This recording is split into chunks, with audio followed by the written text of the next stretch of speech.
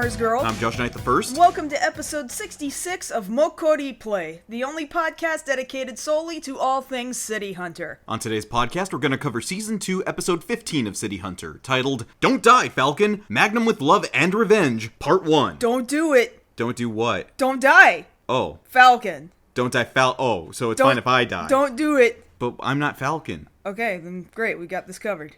No, what about me? What? Oh my god. Wow, just leave me out in the cold like that, jeez. But Umibozu is currently out in the cold, and we need to be very concerned about him. Well, you're not wrong. I think we can just jump kind of right into this. Because there's kind of a lot that happens with only a few scenes in this episode. Mm-hmm. And it looks like I was kind of right about where the direction of this episode is going. And as we were watching, it was slowly coming back to me like, oh yeah, that's what's going on. No, we remembered that, there was like an assassination attempt and somebody's dad is gone or something. Yeah, it's pretty much that. Yeah, and we didn't have anything else to cover this week, City Hunter-wise? No, I'm pretty sure we're just jumping right into it. Okay. I know, it's weird. We had so much news, and then, no, you can just do the episode. All right, we'll do that. Yeah, I know. It feels strange, but maybe it's for the best. You're probably right. So at the beginning of the episode, we're starting off at one of our most common locations now, good old Wharf. You know, the place with the boats and the warehouses and the whoop, whatever that sound effect is. And a lot of crime. Yeah, lots of crime by the boats. And there's a crime happening by these boats. And right now it's an attempted murder. So we see that Umibozu is out by the docks and he's currently being shot at and has apparently taken one in his left arm. He bleeding. He's not doing super great. He's not dying or anything, but you can tell this man probably does not want to be shot again. I don't think anybody would. And mind you, Umibozu's a big guy. He can take it. It's just probably better that he doesn't. Yeah, nobody would prefer to be shot. Even if you're a big guy like Umibozu, who, you remember that time he, took one in the back? And he took two in the back. He took two in the back, and then he squeezed his muscles real hard, and then...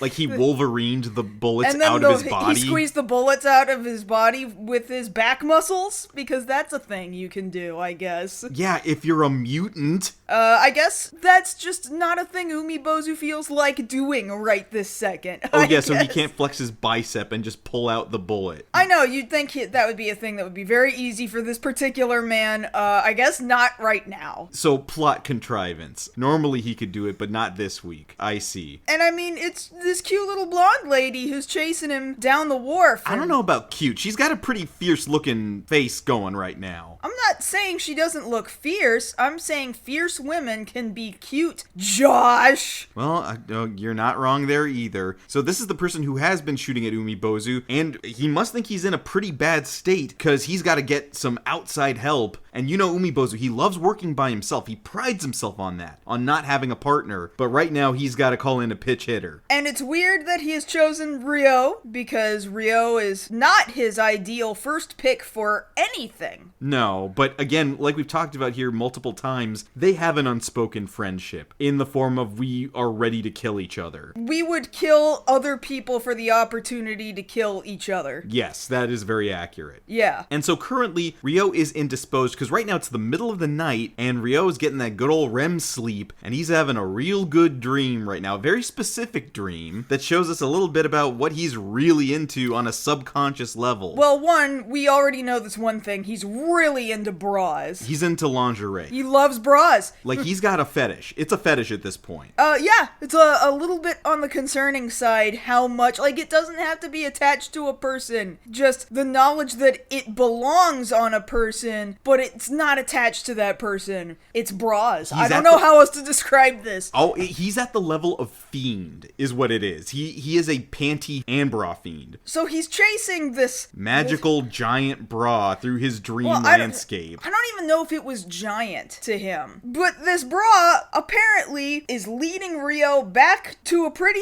lady, and she is a pretty blonde lady, but there's something else about this lady. She's just a very large person. She's giant compared to Ryo in scale, which also tells us that Ryo's into that. Yeah, gigantism is a thing. If you are not familiar with gigantism, congratulations, you learned something today. Against your will. You remember that time we were at somebody's house party and they were like, oh my god, we found all the these gigantism videos on YouTube, and they like sat everybody in the room down. Oh, yeah. And forced us to watch all these weird gigantism videos on YouTube. They're just out. They're just there. I don't even YouTube. remember whose party that was, but like we were watching them discover a fetish in real time. They were very awkward. They were very strange. So yeah, you're right. Not to kink shame, get yours wherever you're gonna get it. Just you don't have to tell everybody. And admittedly, Ryo's not telling everybody. Just the audience. But Tsukasa Hojo is.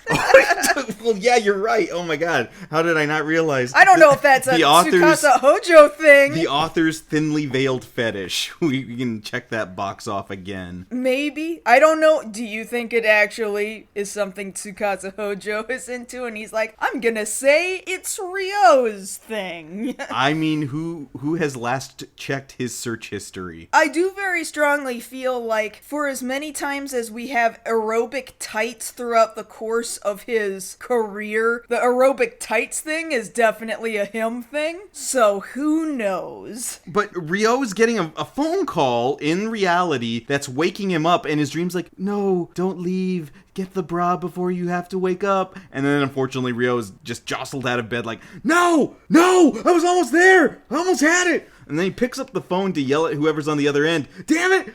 Damn it! I almost had the giant blonde lady's bra. Who is this calling me at like 4 a.m? It's me. Umibozu? What the hell are you doing? Messing up my chance with the giant blonde lady in a bra. I need you to take a job. It's kind of important. One, we need you to calm down for a second, Josh. Like, you just took off with all of that. Well, I mean, that's how Ryo's answering the phone. No, I know, you're right. But really, Ryo's over here like, this really could not wait until the morning, and Umibozu's like, no? Like, he's kind of looking at his arm at the same time. No, I think I need you to take this job now. Yeah, I was supposed to take this pretty blonde lady. I know you like the blonde ones. I was supposed to take her around Tokyo on a tour or something. Sightseeing. Yeah, sightseeing. That's the ticket. That's totally what it was. And, well, now I can't do it. So, here you go, buddy. This one's all yours. Wait. How old is she? It's okay. She's 18. I can work with that. But wait a minute, why are you being so nice to me? Bye.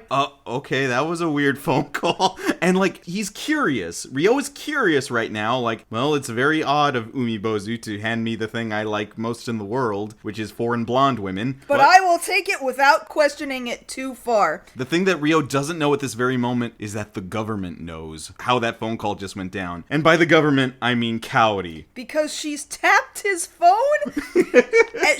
And this is how we also additionally double confirm that she lives on the floor below him. Right. So we see the wires coming out from his phone line in the upper floor, and then just kind of dangling all the way down into Kaori's bedroom. Well, yeah, because you see a hole cut out in Kaori's ceiling of the phone wires coming down, and she's got stereo headphones hooked in, and she's like sitting cross-legged like, I know what he's gonna do. I mean, I would be concerned, I guess, that Ryo's getting a phone call in the middle of the night, but she doesn't need to get herself that mad over this. Umibozu legitimately called him. It was a weird thing. It was a weird call, but it was from Umibozu. Like, you can't get mad at that. Umibozu needed him. It wasn't like some sexy lady was like, oh, please, you have to help me in the middle of the night at like 3:30 in the morning or whatever time it is. Like, if that had been the case, Kaori would have just jumped in on the phone call. But I think what's a little bit more weird, at least to me, is that Kaori kind of owes Umibozu a debt of gratitude for teaching her all those skills at the beginning of the season. Yeah. So I figure if she was going to do something, which she doesn't exactly do, I would have figured she would have gone to go check on him. Because this is weird enough, you know? Him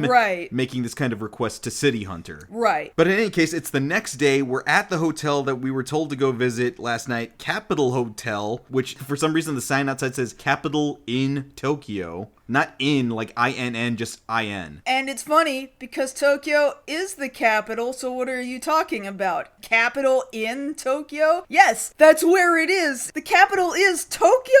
Stop. Somebody stop. I think you're looking for the capital T. The capital T, the letter T in Tokyo? Yes. Okay, great, thanks. I'm glad we got that figured out. And we meet our client, well actually, technically Umibozu's the client, but we meet our target, let's say, who now we know, thanks to Umibozu's phone call, call last night. Her name is Kathleen Haywood. That is a very nice white lady name. For a very nicely drawn white lady. She's very leggy. She's got this kind of like, if you know the musical artist Blondie, kind of blondie haircut. Which makes sense. She's a blonde. And she's getting ready for her day. You know, she's got her gun that she's got on a thigh holster, getting that ready. When she hears a knock at the door, and it's like, room service. I didn't get any room service. Go away. Oh, I don't have to go away. I'm all ready here. So Rio's just in the room, and I'm sitting here thinking, well, there's no way he didn't see her pulling out this gun and like pointing it at the mirror in the bathroom just to kind of feel like she's powerful and then put it back in her thigh holster. Well, either way, just no way. Rio will figure out that she's got a gun sooner than later. But for right now, he's too busy introducing himself in English. Good morning, Catherine! Because again, Rio gets kind of weird-er around the foreign girls. Well, okay, hold on. If you're white in Japan, Japanese people will just come up to you and think, great, I'm gonna practice my English. Oh, no, you're right. They're just like, sweet, I've been waiting for my chance. And they just decide, all right, bad English time is go very yes. It's like that sub-story in Like a Dragon. Yakuza Like a Dragon. Yakuza Like a Dragon, where Ichiban. it's a blonde tourist, foreign dude coming up and asking Ichiban, do you know the way to the train station? Yeah, something like that. And Ichiban will just, you can have him pick from any number of things, like, don't worry. And this guy does not understand. But then a second guy comes up and he's like, go straight and turn right. Go, go, go. Go your way and believe yourself. Oh, thank you. You are welcome. Which is one of my favorite parts in that whole game, because they preserved that for the dub, and I love it so much. It's very, very good. Anyway, that is normal. That is extremely, very normal. So Rio introduces himself. Hi, I'm Rio Saiba. I will be filling in for the role of Umibozu today. You said you wanted to go sightseeing. I am here for that. And she's just like, this isn't very familiar. That's not what I asked for. Sightseeing. And so she is under a completely different impression than what Rio is under, because Umibozu did not tell him the whole story. So right now Kathleen thinks Rio's here basically on a hit job. And she tells him, all right, well, if you're gonna do it, then do it already. To which Rio takes as, wow, American women are so forward. I love it. Because she's about to pull this gun out on him. I'm not really sure if Rio understood, like, when he said, oh, she's an American and she's so forward, that's a very American thing, is having a gun strapped to you. Like, it's a very Texan thing. And America, lots of guns. Yes, there's lots of guns in Texas, but you know where else has guns? America. In any case, Rio goes ahead and does the loop on the third jump at her, like jumping completely out of his clothes. Reused animation, alright. Even down to the boxers that have his name on them. And before he can make contact, Cowdy, of course, knew he was going to be here and has come through the door with a hammer already stenciled in national shame. Hasn't she used this one before in the past at some point? She might have used it on the last foreigner that came through. When another foreigner came through, yeah. This is how she sees him right now. Rio Saiba, the shame of a nation. By the way, I'm Kaori. I'm here too. Hi. Yeah, let's go. We're doing this tour thing. And so Kathleen is obviously even more confused because now there's this second person who seems to be under the impression that they're supposed to be going sightseeing. And so she asks, are you guys both in the same line of work as Umibozu? But specifically, she doesn't say Umibozu. She says, are you guys in the same line of work as Falcon? Yeah, and I think early on in the first season, we heard the name Falcon come up like once. Well, yeah, when Umibozu was first introduced in those first couple of episodes. Right, and that's like a very working title. That's his name when he's on the clock. Right, because Umibozu is a joke name that Rio gave him because Rio's a jokester like that. And like the word Umibozu kind of comes from like this traditional Japanese monster, like a yokai. Just this big, bald, round-headed monster out in the ocean. And that kinda describes, like, exactly what Umibozu looks like. So, But also, Ryo's just making fun of the fact that he's bald. basically, yes. So Umibozu's not his real name, and it's not his working name. Yeah, the working name he uses is Falcon because Hayato Ijuin takes too long to say in the world of assassinations. And, like, why would you want anybody to know your real name when you're an assassin and could possibly also be assassinated? Yeah, exactly. That's why Ryo goes by City Hunter up until he meets you and then he tells you his name and his address and his number. He has even introduced himself as, like, International Mokkori Man, even as recently as this very episode. So the whole world knows exactly who this man is. We've discussed that before in the past. So screw City Hunter being a cover name thing. It just doesn't work. It's that running joke that you see in the, what are those videos? What they're called, the Batman and Superman at the coffee shop. Like, Oh, hey, yeah. Hey, you want to know my secret identity? That's Ryo every week. Hey, you want to know my secret identity? I'm City Hunter. Because I'm Batman! Because I'm City Hunter. That's basically Yeah. what he does. I know. And so the next minute or two is filled in now, not with anything important, but Ryo sifting through Kathleen's luggage, looking for all of her bras, panties, lingerie, what have you. Because that's what he does, which is not great, but he's doing it. What's funny is that we're gonna find that that's important later, apparently. But for right now, it just looks like Ryo is just being Ryo, and he's like, haha, bras, panties, this is great, I love this life. And Cowdy having to hit him with the 100-ton because knock that off, we're on the clock. So they go ahead and head on down to the lobby, and Ryo tries to get Cowdy to go get the car and pull it around so that he can have some alone time with Kathleen. That didn't really work out, though. Because Cowdy just saw right through it. Well, yeah, she's incredibly used to this by now. She knows exactly what he's trying to pull. If Ryo straight up says,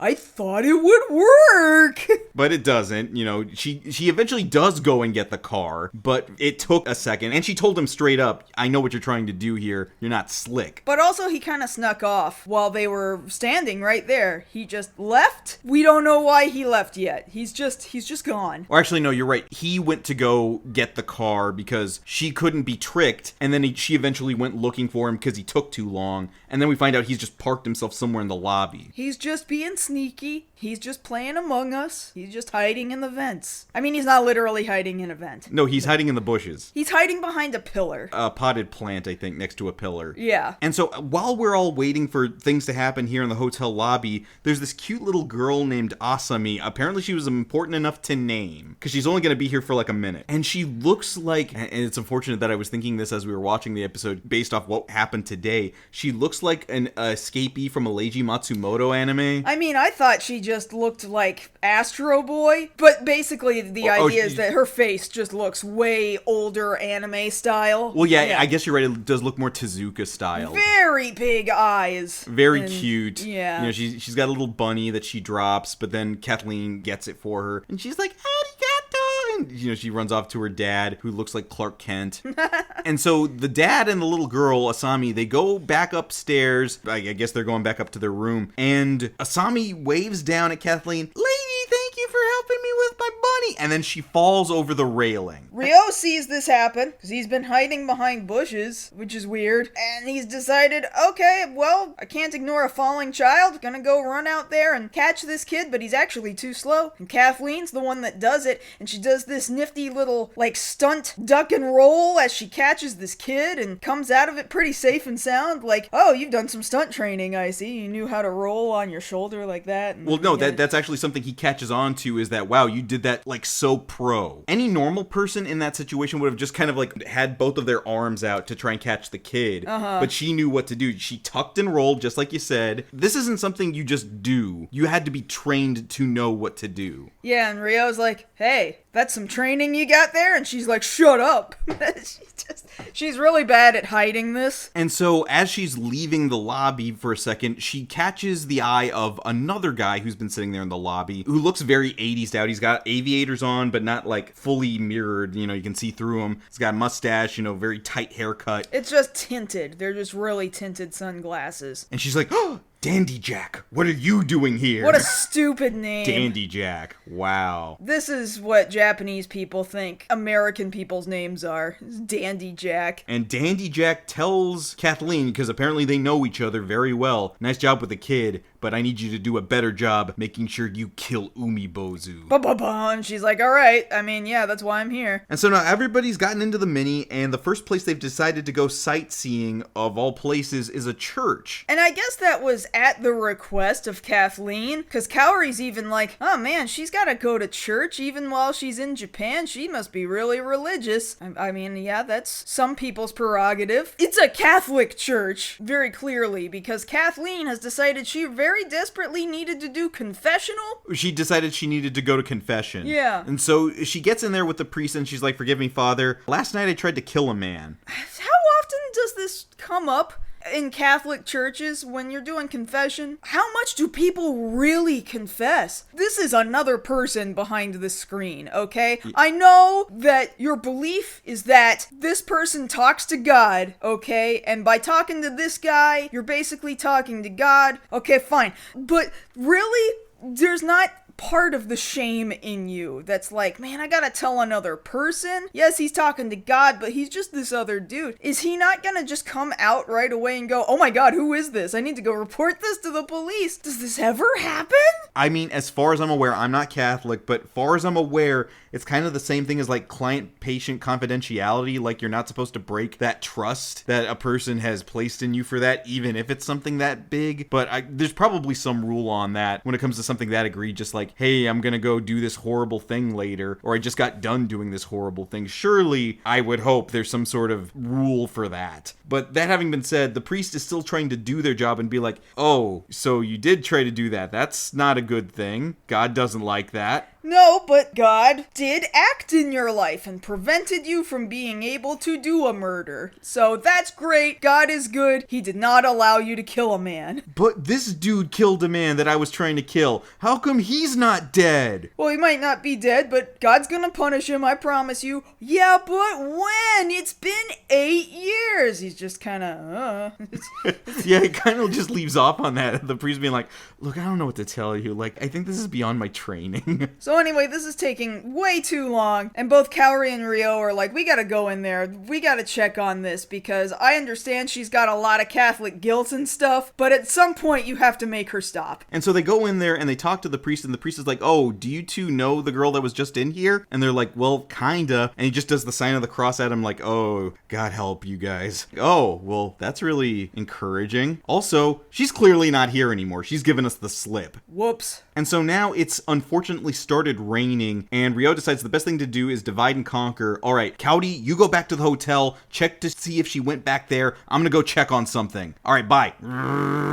How far away from the hotel are they that he thought, well, if I just leave Kaori here in the rain, because it's starting to rain now. With no umbrella. With no umbrella, she will make it to the hotel on her own just fine. Also, she's wearing the nice, like, business suit dress, yellow number today. With the overcoat, the jacket, like the business jacket, yeah. So, like, she's soaked. Uh-huh. And, like, Ryo doesn't care. He just took off. He's like, no, I know what I gotta do. And thankfully, he knew exactly where to go to, which is back to Umibozu's, like, warehouse. His secret headquarters. He basically lives there, though. Okay, so not secret headquarters, his loft or whatever. Sure. It's a very large loft, and it has a bar in it with a whole bunch of whiskey, but, you know, that may or may not be his. You mean that he may or may not have made himself. Right. We don't know, but they've reused this animation from all the way back in episode 4 of this season with a drinkable can of peanut M&Ms. So for the first time in ages, we see a little bit of M&M's advertising. But it's because it's reused footage. It's a reused asset. And funny enough, they must have rigged it because it's like, okay, well, we're going to be visiting Umibozu again. Last time we were at his place, it was dark and rainy. Let's just make it dark and rainy here in the script again so we can use it again. Because they're using the same sequence.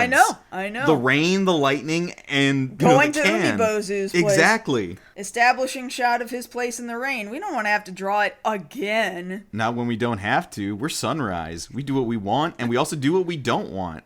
Or no. What? We don't want to. We don't want to do more than we have to. That's what I meant. Please keep that. That was so good. We do what we don't want. Can that be like the new like catchphrase for this show? We do what we don't want. We do what we don't want.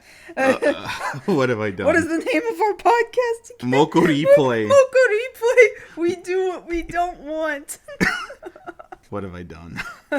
So yeah, we see outside of Umibozu's place, Kathleen is already there. She's got her gun drawn, and she's ready to draw blood on somebody. And that somebody hopefully is Umibozu. She comes sneaking in, gets past the first door, gets to the second door where we know Umibozu actually normally is, and she busts through the door, draws her gun, and Ryo is already in there. Again. In Pog form. No, wait. No, we're too early for Pogs. Although I understand the Pogs were a cultural, like, Hawaiian thing for a long time before they took off as a trend throughout the country. Anyway, that's not important right now. So Ryo's like, hey, nice to see you. I knew you were gonna be here. We need to talk. And she's like, well, how'd you know I was gonna be here? A couple of things tipped me off. Well, like one, your obsession with Umibozu, who, by the way, you didn't call Umibozu, and you didn't call him by his real name. You called him Falcon. What are you doing calling him Falcon? Like, only people who really are in the know In our business will ever call him Falcon. What you doing? Also, these. And he pulls out the... Action pills. I'm sorry. No. I got you. I got you with that. I'm sorry. How Aqua Teen reference out of nowhere. Oh, okay, I'm gonna keep that one in there. No, these action. Son of a bitch. I can't believe you got me with that. I'm sorry. No, these action panties. Literally, action panties. I mean, it seems so stupid he's pulled out a pair of underwear as if this proves anything, but actually it does. It does. He somehow, like, so I said back when he was rooting through her luggage for the underwear, like, this is gonna come up later, and it just looks like it's Ryo being stupid Ryo, but no, her underwear, like, at the elastic, not the waistband, but, like, around the leg, the thigh. The thigh seam. The thigh seam has been rubbed and worn down a little bit, like it's giving out, because she wears a gun strapped to her thigh all the time, and so that's not a normal thing ladies usually do. Certainly not in Japan. They shouldn't be strapped like that. So. Well, she's not from Japan. No, but she brought a gun into the country, Josh! Well, okay, you're right about that. And so Ryo recognized, hey, it's not just my fetish, I was doing work. That's crazy, but it seems true. And so Ryo tries to stuff the panties back into his jacket while asking a serious question, why are you trying to kill Umibozu? And she whacks him over the head with, like, the bench he's sitting on, like, hey, give those back. You don't think you can keep those. Which, fair, but also, I'm gonna go ahead and tell you. So, Falcon, because that's how I know him, he killed my dad. He shot him in the back about 8 years ago. And now I'm gonna get revenge for that. Okay. Doesn't really sound like an Umibozu sort of thing, but alright. I know Umibozu. We've tussled a couple of times. He's not the kind of guy who would run away. And you're saying he shot your dad in the back and then ran off? Well, he ran off last night when I shot him. Yeah, because you shot him!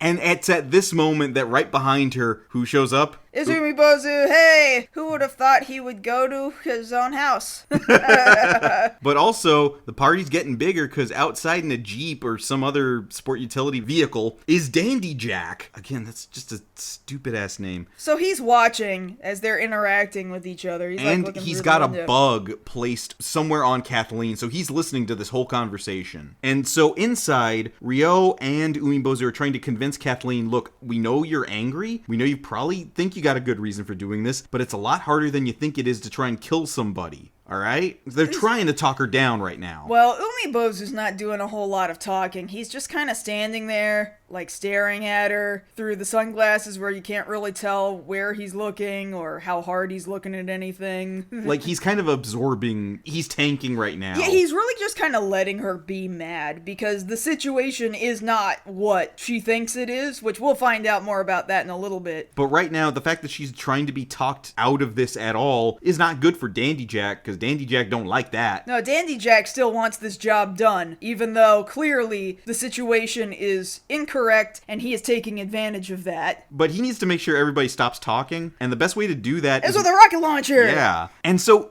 this is the dumb part to me. From outside, I know there's thunder and lightning and it's raining right now, but still, if you're gonna be there and do this thing, did you have to yell at the top of your lungs, "Die, Umibozu"? I know. At least do that while you're firing it, so that it mutes you. No, he said it first and then he fired. Yeah, I know. That's not super smart. But thankfully, both Ryo and Umibozu both have super hearing, so they hear the shot coming, the rocket coming. And so Umibozu lunges at Kathleen to try and protect her, like, watch out! But unfortunately, this startles her, and she puts 3 shots in him. This is not going very well for Umibozu right now. And so the rocket blows up his living room. That's sad. He had all this alcohol in there. I know. And the whole place comes down. At least that section that they were all in. So when everybody comes to, well, not everybody comes to. Kathleen's knocked out. Ryo's fine. Umibozu has been better. He's kind of shot right now. Yeah, that kind of sucks, you'd have to imagine. But he just recently got shot the night before, so maybe he's getting used to it. This isn't like poison, Caitlin. You don't build up a tolerance to bullets. You do if you're Umibozu. Remember the time he squeezed bullets out of his back? I know! I remember the time. I know, you were there. So they make their way back to Ryo's apartment, and Ryo kind of patches him up. And he's like, alright, man, you're good to go for right now, but... You gotta tell me what's up. What is going on? What did you rope me into? Anyway, it was about 8 years ago. Oh god, here we go. So about 8 years ago, her dad and I, we were partners, and there was a crime organization. They wanted us to join up with them. We said no, and they kidnapped Kathleen. And then her dad tried to get her back from the crime organization, but the crime organization are the ones who shot him in the back, and then I got real mad, and then I shot the whole place up. So now Kathleen thinks that I shot him in the back, but that's not what happened. So basically, based off what has happened here, Umibozu rebelled against a criminal organization, and a little girl thought that Umibozu killed her dad mistakenly, and he is letting her believe that so that he can take out his vengeance on this evil organization. Umibozu is Kamen Rider. It's the same as episode 1. No, I think you're stretching that a bit. Only so much. Somebody witnesses a murder thinking that the character here killed her dad, and it's mistaken. And he's taking out all this anger against the criminal organization he wanted nothing to do with. All right. That's episode 1 of Kamen Rider. Yes, I understand. Nah. Come on, you gotta let me have one. You can have it. I don't agree. Well, I'm taking it. Okay. And so Umibozu finishes the story by telling him, yeah, I got all of them, but the leader got away. He had a stupid name, too. His name was Dandy Jack. Ooh. So what has happened here is it's like the Mask of Zorro, where your enemy kills you and takes your daughter and then raises her as her own. And then His own. Or his own.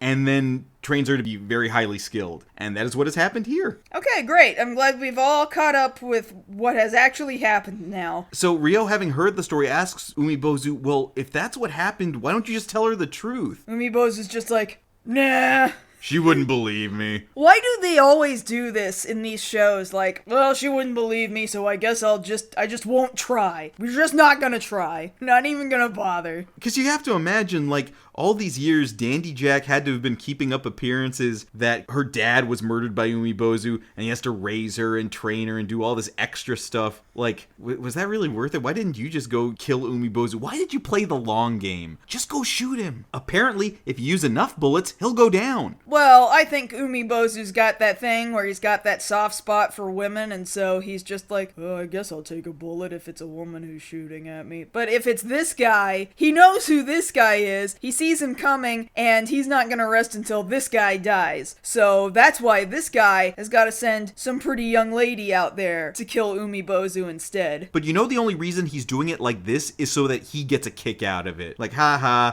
I killed her dad and then I sent the daughter to kill you. Haha. I think he's just doing it because otherwise Umibozu is gonna be on the hunt chasing this guy down for the rest of his life. So upstairs, Cowdy's keeping watch over the unconscious Kathleen, and she's there talking in her sleep. The subtitles have cleaned up what she's saying, even though what she's saying is pretty plain English, just bad English. She's just saying, I kill Falcon. I kill Falcon. It's not super great English. Very close to I hate. And so she wakes up with a start and she's like, what? What's going on? Where's he at? Let me at him. Let me at him. And she goes running out of the room to go check to see if she still has a chance to kill Umibozu. Nope, Umibozu left. Of course he did. Damn it. No, I gotta do this. And you let him get away, you son of a bitch, Rio. Why'd you let him get away? You were on his side. And she's flipping out. And, you know, Rio's had to handle women like this before, flipping out. And so he goes to the good old prided and patented slap a woman in the face to get her to calm down. Well, it's just like that scene in Airplane. You've got to control yourself. Calm down, get a hold of yourself. Yeah, basically that scene from Airplane. You know, it's as funny as I've always thought that scene is, I guess in retrospect we have to sit here and go like, a lot of people wanted to line up to hit a woman. But I still try to keep it in perspective of, I don't know, it was just absurd. Well, that's the whole point of that That's thing. the point of Airplane, right, okay? not That here. it's absurd. Here, it's not absurdity. And I don't think Rio is trying to be a bad person. I do think he is just trying to knock her out of it, to get her to just stop screaming for a second and listen to reason. But still, that's his go-to when a woman is getting hysterical. I don't think it's his go-to. This is like the second time he's done it. 2 times is starting to establish a pattern. If it gets to 3, I will be even more worried. I agree. Alright. But unfortunately, he slapped her so hard the episode ended. That was very... Well, yeah, because he slaps her and is like, don't worry. He has to go take care of business, and then when he's done with business, he'll come back and deal with you. Like Supergirl starts playing. Yeah, and it's a very somber, out in the rain moment. Nobody's talking through it. Umibozu is, once again, outside, limping along from bullet wounds while it's raining, and then the freeze frames and the camera zooms out. It's just a very somber looking scene, and if this were not City Hunter 2, I'd have been like, this music is very inappropriate for what is happening right now. I mean, that happens from time to time, especially in these two-parters where, you know, things get really up to a crescendo and then we gotta stop. Oh no, Rio thinks that I'm a trans woman and he doesn't like me anymore. Oh my awful. God. That was a different episode. That didn't happen in this episode. Thank God. This is just Umibozu bleeding out in the street. It's totally different. Like, Umibozu's got that same attitude from, like, Predator. I ain't got time to bleed. Dude, it doesn't matter what time it is. You're still bleeding out here, man. Get a Band-Aid, man. Well, take it easy. Rio already kind of doctored him a little bit. Yeah, but he's still favoring that left arm, though. Like, this is the thing. Rio didn't know Umibozu got shot the other night. He knows that Umibozu was attacked, and he saw him get shot by Kathleen this time with the 3 bullets. So he patched up the 3 bullets. Did Umibozu, in his pride, not tell Rio about the other bullet wound? Wait, how would he have not seen the bullet wound from the previous night, though? When he's, like, taking off his shirt, he's extracting these bullets, he's doctoring him up. Hey man, what's this other bullet wound from? He really wouldn't have seen the other bullet wound? I mean, I don't know. I'm just trying to put it all together here. Like, Umibozu still favors that. Maybe he landed on it when the room came down. Where did he get shot this time? The second time? I guess they were all kind of localized. There were 2 on his right side and then 1 on his left, not quite in the arm. I'm telling you, Rio would have seen that bullet, so he's got to have figured out by that point, oh, we were already doing this. Okay. Like, he's getting shot recreationally now, is what Rio's thinking. Like, this is just what he does. Dude, get some Kevlar, man. See, that's the thing. Umibozu thinks he's too good for Kevlar. He thinks he is Kevlar. I mean, did you see him squeeze the bullets out of his back? It was the one time. Let it go. You don't understand, Josh. He's a machine. Okay, fine. Umibozu the Terminator. Well, guess what? He's got a busted arm, and we're gonna have to wait till next week to see whether or not he gets it fixed. He'll be fine.